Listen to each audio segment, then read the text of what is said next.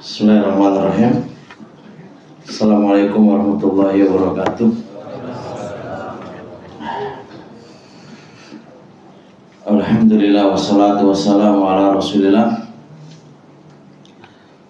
wa ala alihi wa sahbihi wa mawalah, amma ba'du.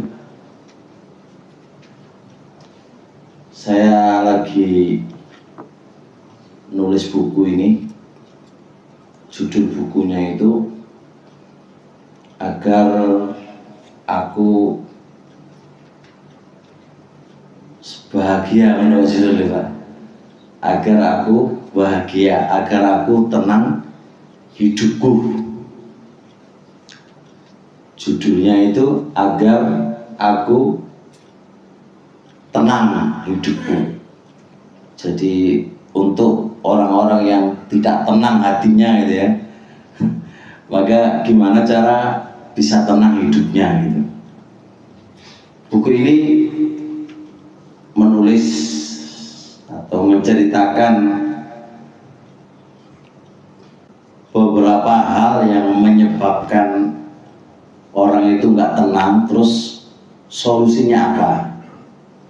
Dan solusinya itu diambil dari Al-Quran dan hadis Nabi alaihi salatu wassalam.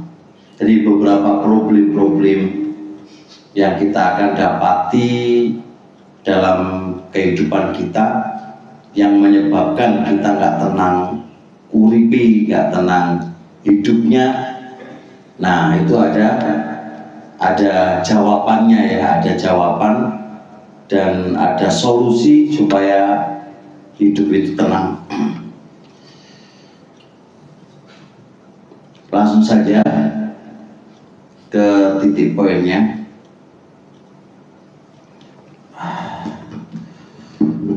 Pertama yang butuh dipahami oleh kita adalah agama Islam itu agama yang komplit ya, yang komplit.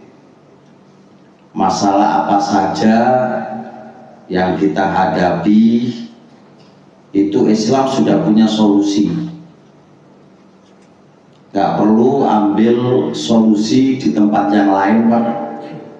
Cukup Islam sudah komplit untuk menyelesaikan masalah kita dan urusan kita. Yang punya masalah dalam rumah tangga, Islam sudah ada solusinya. Yang punya rumah tangga, yang punya masalah dalam perekonomian, ya Islam sudah punya solusinya. Jadi nggak perlu stres lagi, tinggal kitanya aja yang mau mengamalkan ataukah tidak. Baik ya. Itu pertama. Poin yang kedua, masalah itu harus dihadapi, bukan kita lari. Ingat ya, masalah itu bukan kita lari, tapi kita hadapi. Kalau kita lari, itu bukan solusi. Akan muncul masalah baru. Anda lari dari sini masalah, Anda akan menemukan masalah yang baru. Bisa jadi masalah itu sama atau masalah itu berbeda. Paham ya? Misal contoh kayak Anda punya masalah sama teman tuh. Masalah sama teman. Bukan berarti kita lari dari masalah dengan teman itu. Selesaikan masalah dengan baik. Ya, akan selesai. Tapi kalau kamu lari, nggak bertanggung jawab, ya pasti kamu akan mendapatkan masalah baru. Misal kayak punya hutang banyak, itu masalah Pak. Terus Anda lari dari hutang, bunuh diri. Bunuh diri itu kan masalah baru lagi kalau kamu lakukan kan. Tapi kamu ya hadapin aja. Hadapin, jangan lagi hadapin. Bagaimana ujungnya nanti belakangan. Hadapin apa adanya, sampaikan apa adanya, lalu Jangan lari, karena larinya kamu bukan menyelesaikan masalah. Gitu loh, justru nambahin masalah. Ketiga, semua masalah itu pasti ada jalan keluar, Pak, selama Anda takwa kepada Allah. Masalah apapun yang Anda hadapi pasti akan ada solusinya manakala Anda mencari solusi dan Anda mendekatkan diri kepada yang memberi solusi. Itu 3 prinsip dasar yang harus dipahami oleh kita. Jelas ya? Jelas? Ya, Pak Ahmad punya masalah nggak itu? Pasti ada ya. Ya pasti punya masalah. Juga masalah itu beda-beda kan. Dari satu masalah dari satu orang ke orang itu pasti masalah. Maka rumput tetangga lebih hijau ya. Itu dalam satu sisi menurut kamu itu hijau, tapi belum tentu yang hijau tadi itu nggak ada masalah gitu ya. Pasti ada masalahnya gitu ya. Cuma masalahnya berbeda dengan masalah kamu kan gitu kan. Kalau Pak Ahmad sama Pak Khair itu ya masalah duit gak masalah kayak ini Pak ya. Tapi bukan berarti dia nggak punya masalah gitu ya. Tetap punya masalah apa ya? Tetap ono ya. Ada lagi satu masalah yang ini masalah kok duit aja nggak punya masalah, istri aman, anak aman, orang lain aman. Masalahnya duit lah ya kan. Ya masalah gitu kan. Jadi satu masalah tetap namanya masalah, cuma beda macamnya gitu ya. Berarti urip pasti masalah gitu kan. Urip pasti masalah. Orang gelem duwe masalah ya kemana di surga, bukan mati, karena mati pasti ada masalah gitu kan. Kalau urip dan mati itu masalah Pak. Urip dan mati itu masalah. Kita kalau nggak pengen punya masalah ya kemana di akhirat. Nang surga itu no masalah ya kan. Selama kita di dunia di alam kubur ya kan, itu saya masalah ya kan. Saya masalah. Jadi masalah itu selalu melekat sifat yang ada pada kita yang tidak mungkin terpisah dari kita. Tapi poin yang pertama begini, tertulis di buku saya, dakwatun ilal farah. Hidup itu selalu harus gembira. Itu prinsip utama Pak. Urip itu harus gembira. Orang sedih, nggak punya duit, gembira aja. Nah, itu punya masalah itu ya masalah, tapi ya bukan berarti masalah kita bawa ke masalah ya tanpa masalah gitu. Jadi Islam itu ngajarin kita itu selalu farah, selalu happy lah, selalu nyantai, selalu bahagia, selalu bahagia. Ya Pak Ahmad ini kan goyang itu bahagia terus, padahal ya aslinya mana ya.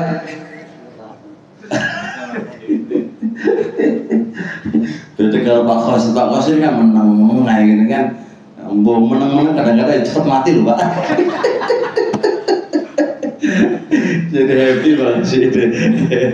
Ini gue kan Pak Kos ini kan, orang-orang diem ini kan butuh diajak guru biar selalu santai. Ya gitu Pak. Jadi serius itu serius, tapi ojo serius nemen-nemen. Masalah itu butuh di happy, nyelesaikannya itu farah. Kita datangkan dalil kenapa sih Islam itu kok selalu ngajak kita happy, selalu ngajak kita gembira. Ketika ada masalah itu gembira aja. Selama Anda itu masih punya iman dan punya takwa dan punya Allah ya kan. Selama Anda itu taat sama Allah, orang duwe masalah kemaksiatan, insya Allah Pak, insya Allah selesai masalahnya. Tapi yang masalah itu kalau Anda wis maksiat, duwe masalah wis ora sholat wis jarang-jarang, wis mas, iku semasalah. Jadi masalah itu sebenarnya bukan di masalah ekonomi atau yang lain, bukan. Masalah sejati itu adalah maksiat kita kepada Allah. Itu yang masalah. Itu jadi Islam ngajarin kita selalu happy, nggak usah menoleh masalah-masalah duniawiya. Kalau masalahmu dengan Allah itu yang harus kamu selesaikan dengan cepat. Iya, tenang nih. Masalah-masalah senggarai kacau balau, wis duwe masalah duniawi ya. Kita punya masalah dengan Allah, iki sing kacau, Pak. Kacau. Sumpah kan, sumpah. Ya, jadi kenapa orang sampai bunuh diri? Kenapa orang sampai? Ya, karena Anda punya masalah dengan Allah. Kalau Anda nggak punya masalah dengan Allah, happy aja. Gitu. Lihat Allah berfirman nih, qul bifadlillahi wa birahmatihi fabidzalika falyafrahu huwa khairum mimma yajma'un. Ayat ini adalah kabar gembira untuk orang-orang yang taat kepada Allah, punya Islam, punya iman, punya Al-Quran, punya Nabi. Kata Allah, fal yafrahu, bergembiralah kamu, happy-happylah kamu, walaupun ujian demi ujian kamu lalui, selama Anda itu punya Islam yang benar, bukan Islam KTP loh ya. Saya kira Islam KTP ya, tulisan di KTP ini Islam, tapi perilakunya itu Islam. Orang mulu maksudnya Islam itu benar-benar Islam, ya, zahir dan batin itu Islam, ngamalkan syariat Islam. Nah, jadi kata Allah, fabidzalika falyafrahu, seneng loh dengan adanya Islam yang engkau anut, ada Rasul yang kamu apa? Yang kamu imani ya, Al-Quran yang kamu imani, itu falyafrahu, happy-happylah kamu, huwa khairum mimma yajma'un, happy-happynya kamu dengan ketaatan kamu kepada Allah, dengan Al-Quran yang kamu junjung tinggi, Islam yang kamu anut, yang kamu lakukan, itu lebih baik daripada dunia dan seisinya. Lebih baik, maknanya apa? Walaupun hilang dunia dan seisinya, itu nggak akan mempengaruhi seorang muslim yang mana dia punya iman kepada Allah, nggak akan mempengaruhi, tetap happy. Wes, masalah ini ya, aman kayak gini ya? Berarti masalahnya di mana kita ini ya? Masalahnya bukan masalah kita nggak punya duit, turun gaji, apa sembako larang, itu bukan masalah, itu tetap jenis masalah gitu ya, itu masalah. Tapi masalah tidak menjadikan Anda itu lalu stres, nggak menjadikan Anda itu kemudian apa jenengan ini pingsan, nggak menjadikan jenengan kemudian apa stres, gak, happy aja, jalannya aja utuh. Nah, itu jelas selama, tapi di titik selama Anda punya iman, punya apa, mengakui sebagai Nabi Muhammad itu Nabi jenengan, ngikuti syariatnya, itu aman. Wis dilopor lagi ya. Pengen bahagia betul, pengen nopo nyantai, nopo nguripe ya. Ya. Terus gimana? Mau lari dari masalah? Ya nggak mungkin lah. Selama Anda masih punya hidup ya pasti duit masalah. Tapi ya itu dari Al-Quran ya. Dari hadis Nabi alaihissalatu wassalam, ajaban li amril mu'min, amat mengherankan perkara wong mukmin. Itu dari Nabi loh itu. Ajaban li amril mu'min, amat mengherankan perkara wong mukmin. Fa inna amrahu kullahu khairun. Sesungguhnya perkarane wong mukmin seluruhnya itu baik. Berarti perkarane wong mukmin seluruhnya itu baik. Maksudnya piye? Tetap happy. Seluruh perkara yang menimpa kepada orang mukmin itu tetap wong mukmin iku mau happy dan bahagia. Itu omongan Nabi loh itu. Sopo sih nggak percaya Nabi ya? Kenapa?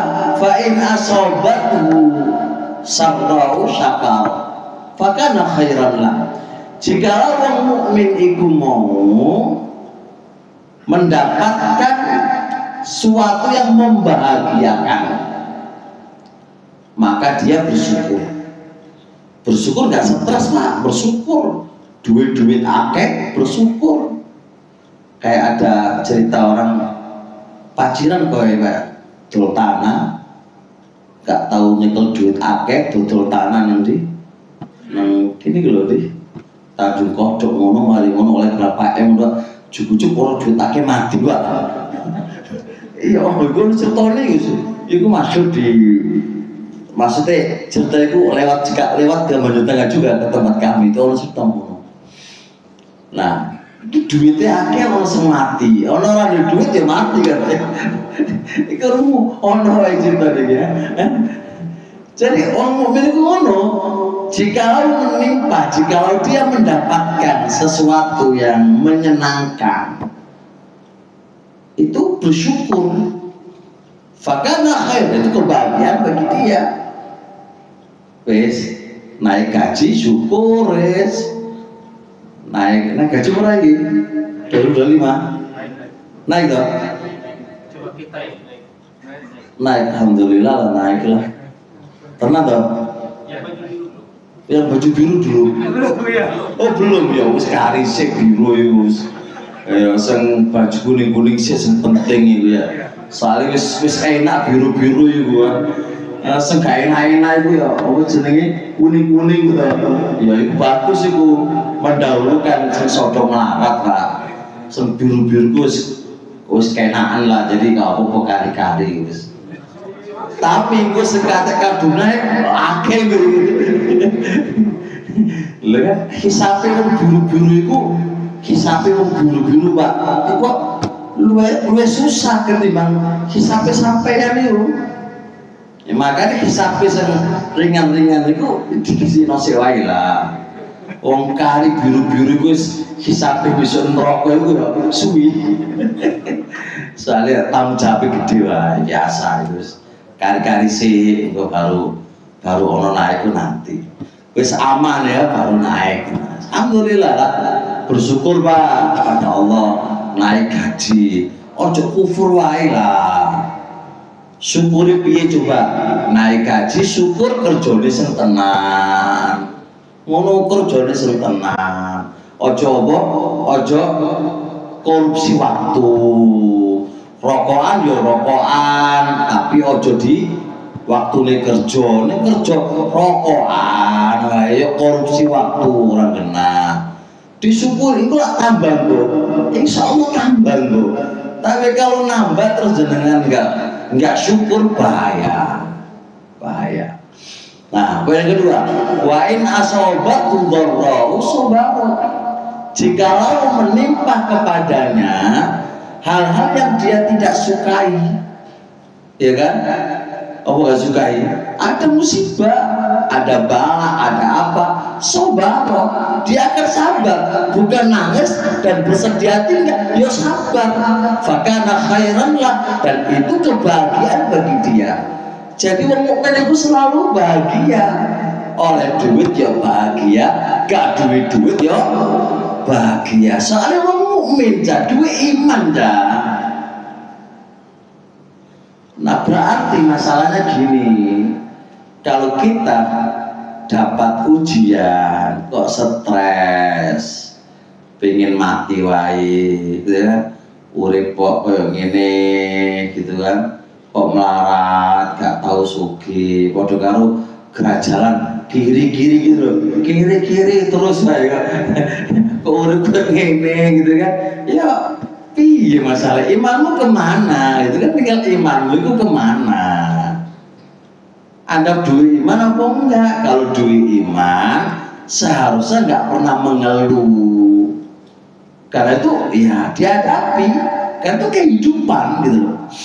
Nah, dalam hadis ini menunjukkan seorang mukmin itu nggak mesti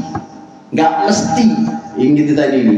Seorang mukmin itu mau miskin, mau kaya, Pak, nggak mesti selalu mendapatkan kebahagiaan. Nggak mesti, Pak. Nggak mesti selalu mendapatkan yang menyenangkan. Itu nggak mungkin. Nggak mungkin. Kadang menyenangkan, kadang menyedihkan. Ngono lho. Ya, coba lagi. Jadi sampai ya kayak mana sing orang-orang duit itu ya tuh ya, sing miskin ya, sing kita nggak miskin ini ya, orang dia paket saja ya, orang berbeda dengan biru itu ya, dari orang tahu topi yang hitam atau putih kan, jadi kan dari kan uang biasa lah, uang biasa pun Pak, nggak mesti selalu mendapatkan yang menyedihkan, kadang juga mendapatkan yang menyenangkan, seimbang lah, tinggal kitanya ketika mendapatkan nikmat piye caranya kita mendapatkan nikmat tadi, ketika kita mendapatkan ujian gimana cara mensikapinya. Nah, kalau jenengan sikapi dengan nyaman, happy, bagus, yaitu sebuah kebahagiaan untuk dirimu. Surah aman Pak, Bismillah. Pak Kholik aman, Pak Abdul Kholik kok Kholik bi, Pak Abdul Kholik aman. Wes urip bahagia toh bi, bahagia ya iya loh, urip pisang kok gak bahagia, dibahagia no lah. Walaupun ketoknya gak bahagia ya, terus bahagia aja lah. Urip pisang kok, pelampo pisangnya. Wes aman toh. Wes tahu prinsipnya Mas lagi. Prinsipnya berarti piye? Yang jadi kita stres, nggak bahagia kalau kita jauh dari Allah, gak ikut ngaji, gak tahu maca Quran, sholatnya saya apa? Sholatnya ono sing bolong. Iki bolong kabeh to. Ono sing bolong iki ya. Hah? Iki ono sing bolong ngomong gak sholat iki. Bolong gak jenengan, Pak? Aman nggih, masyaallah. Aman nggih lah, harus aman lah. Sing bolong-bolongnya jangan-jangan sepuluh-sepuluh kayak sing bolong ya, atau sing biru-biru ya sing bolong iki. Gak lah wong muslim kok bolong piye sih. Sing gare bolong itu sing harus kita itu nangis itu, sedih, stres. Piye aku ngene iki lho piye kok bolong-bolong lho piye. Iku sing gare masalah iku ya. Imanmu kemana? Islam kamu kemana? Rukun Islam kamu kemana? Gitu loh. Rukun imanmu kemana? Itu yang harusnya kita tuh nangis, sedih.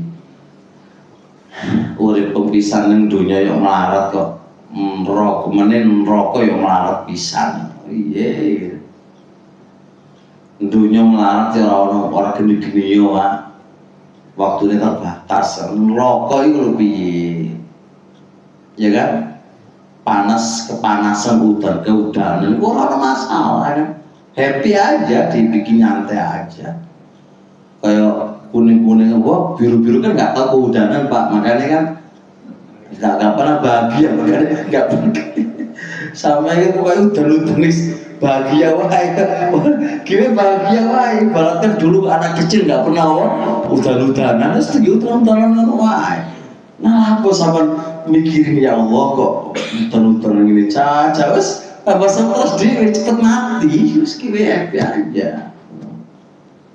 Memang ngono Pak Uri Pak, kalau nggak kita bikin ngono, mas cepet apa? Jantungan Pak. Wes sama Pak ya, bisa dibantu ya ini. Wes. Nomor 2 Pak. Masalah yang kedua.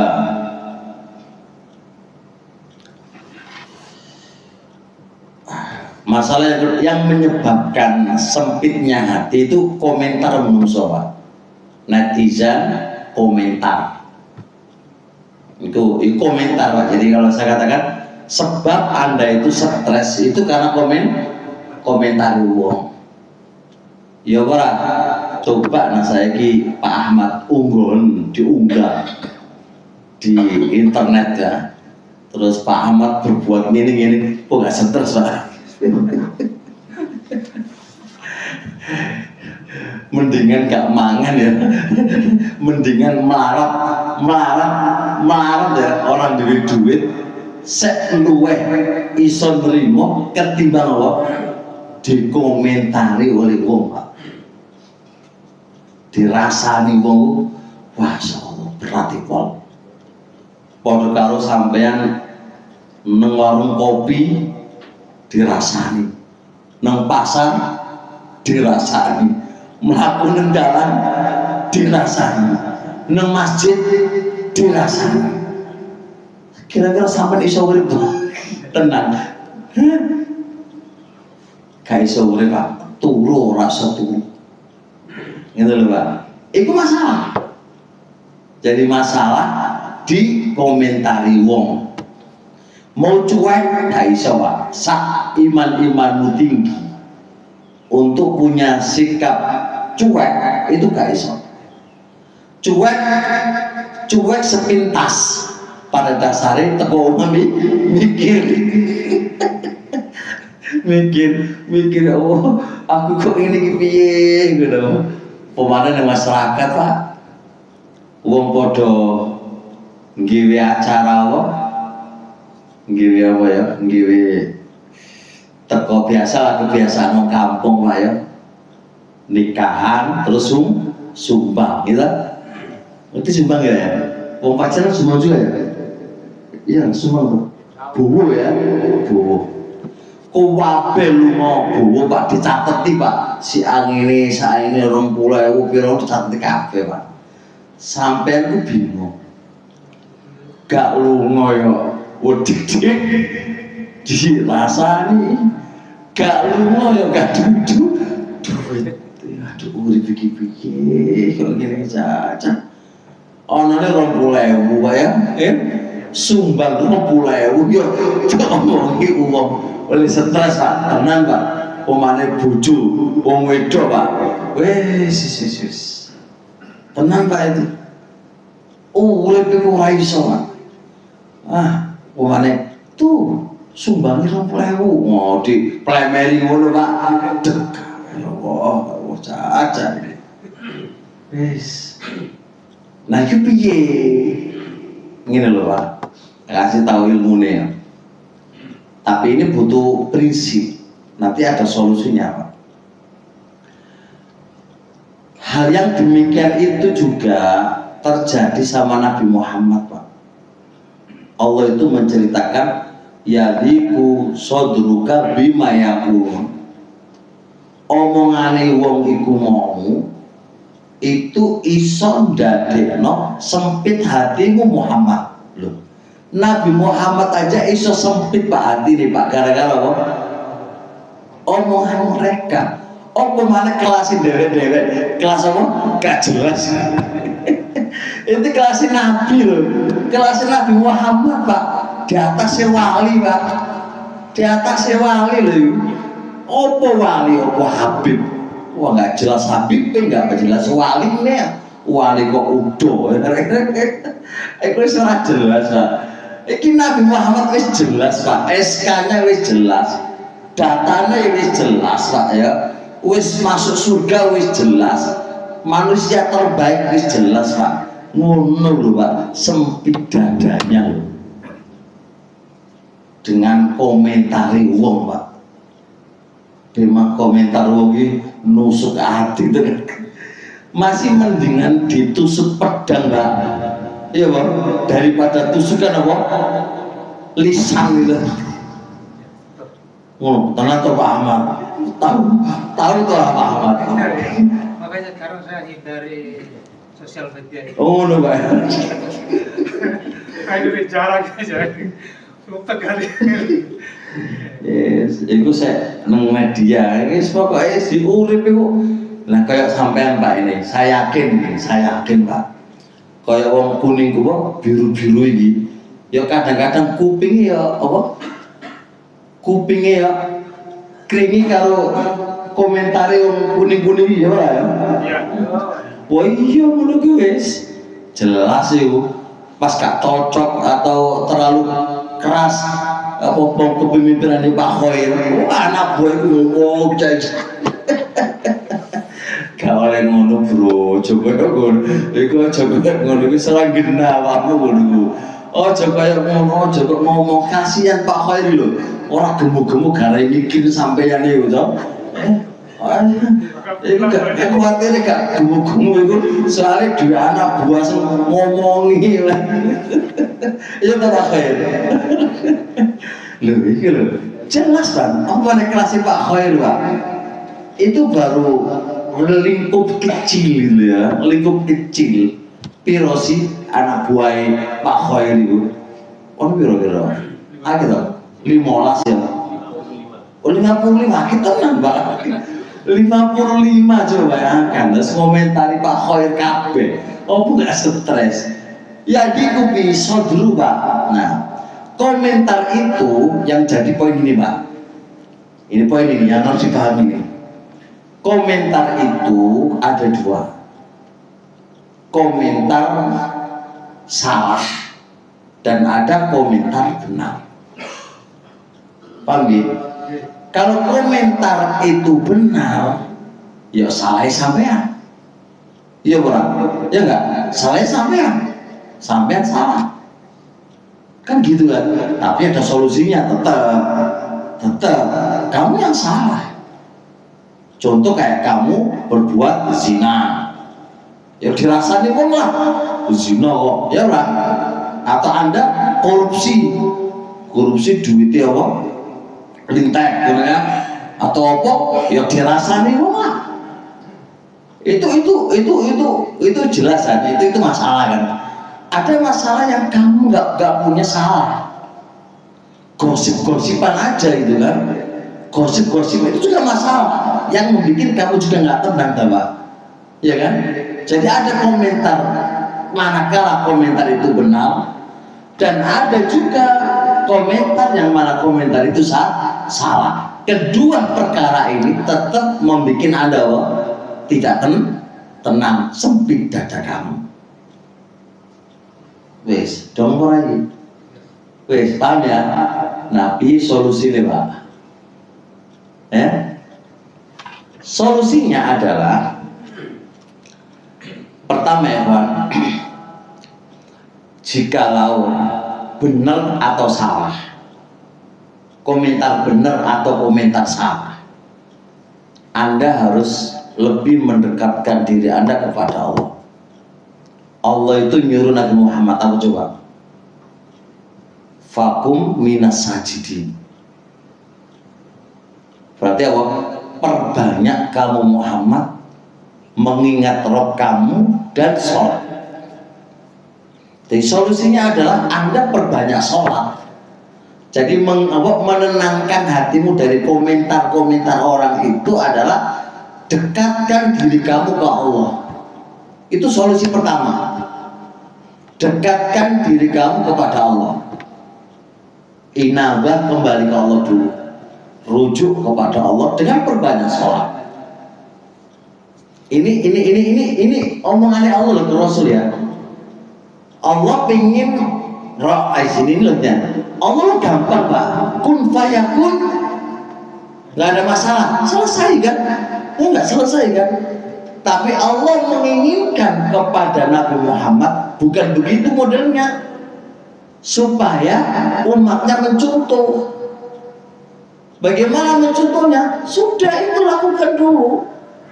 Mendekat ke Allah. Ya, perbanyak sholat, perbanyak dzikir. Selesai. Itu teori pertama ya. Sudah ini lakukan dulu ini teorinya nih. Perbanyak sholat ke Allahnya. Nanti kebal Pak. Itu sholat apa ya? Apa aja. perbanyak sholat. Sunnah-sunnah itu jangan ditinggali. Perbanyak sujud ke Allah.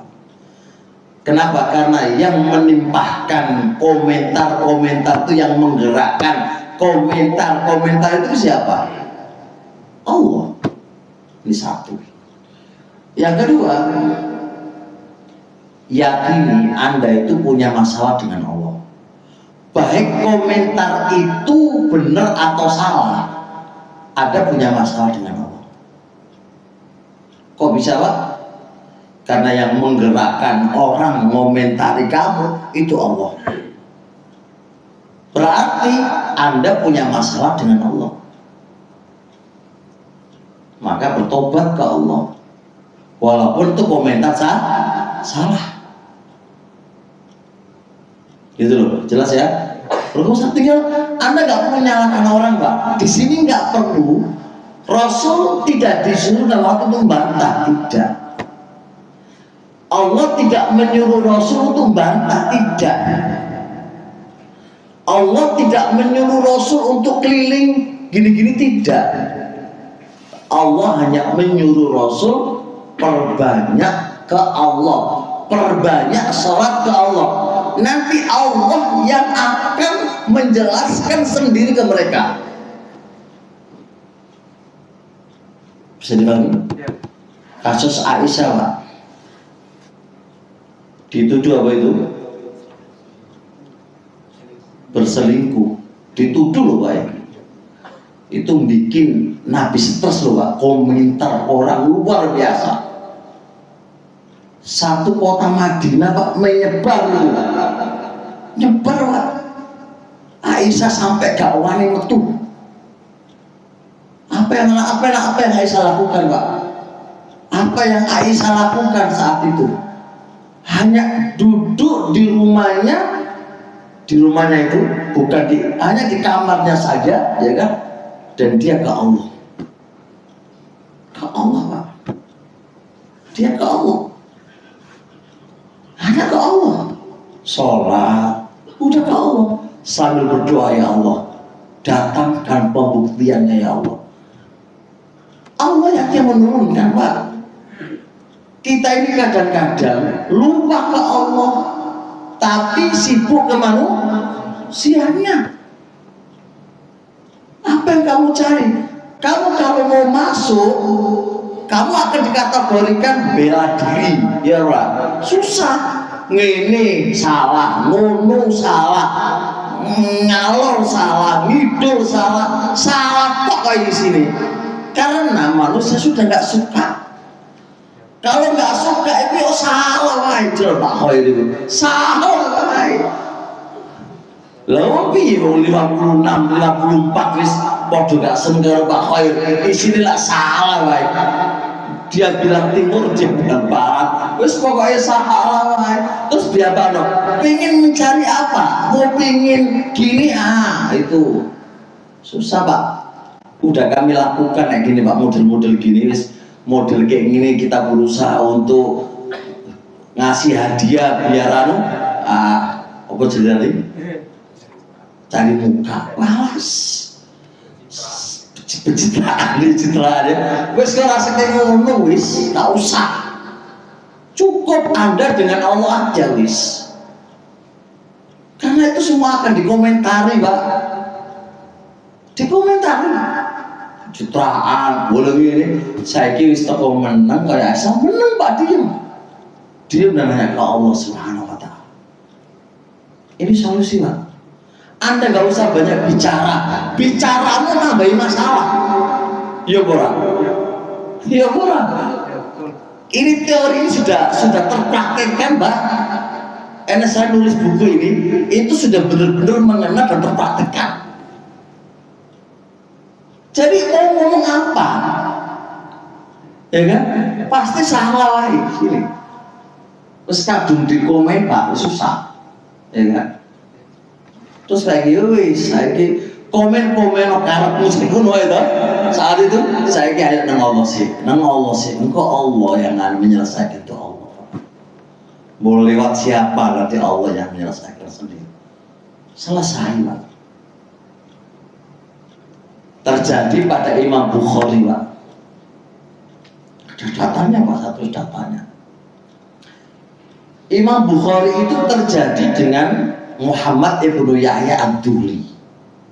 Podo imamnya, Pak. Telah menguasainya kedengkian. Imam Bukhari lebih terkenal, Pak. Terkenal, Pak. Kemudian Muhammad itu bikin fitnah ke Muhammad, ke Imam Bukhari. Apa fitnahnya? Waktu Bukhari ini, lafadzku itu adalah makhluk. Lafadzku itu makhluk. Langsung, Pak. Berarti Imam Bukhari itu mengatakan aku itu makhluk. Tersebar di seluruh negeri Naisaburi. Langsung, Pak, Imam Bukhari diusir dari Naisaburi. Apakah Imam Bukhari lalu cari muka? Gak perlu, Pak. Gak perlu. Imam Bukhari langsung ya tadarra ilallah, merendah di depan Allah. Sekelas Imam Bukhari, Pak. Ujian mereka dewek ini. Imam Bukhari difitnah. Terus setuju, Pak. Ke Allahnya sekarang, ke Allahnya. Jadi ke Allah, Pak. Ayo ke Allah. Engkau Allah menyelesaikan. Sekarang kita paham sengsara sopo. Orang-orang setelahnya sampai zaman kita ini, Imam Bukhari nggak salah. Allah tampakkan, Pak. Allah tampakkan siapa benar siapa salah. Itu Allah tampakkan. Kalau nggak zaman setelahnya, insya Allah Pak Khair itu orang apik. Wis ngono ae. Ada kata Pak Khair terfitnah, jadi opo ngono wae sampailah laporan ini ke apa jadi manajer Pak Sobengmu. Mana Pak Lukman datang ini? Sibuk ya. Oh cuti toh, manajer harus cuti bareng loh. Ke manajer laporan kemana ke Pak Nurul, dipecat dari mana Pak Khair. Pak Khair gak usah cari pembuktian, gak usah Pak Khair. Dungoin Allah. Kalau sampai cari lu dibilangin, oh cari muka tuh Pak Khair, repot. Pemane 54 Pak Khair ya. Sudah gara-gara itu mau bisa menyelesaikan. Tinggal sampai naik ke Allahnya. Ke Allah, Pak. Wis jelas ya. Aman, Pak. Wis sakmono aja kakek. Ya, subhanakallah hamdik, asyhadu an la ilaha illa anta, astaghfiruka wa atubu ilaik. Assalamualaikum warahmatullahi wabarakatuh.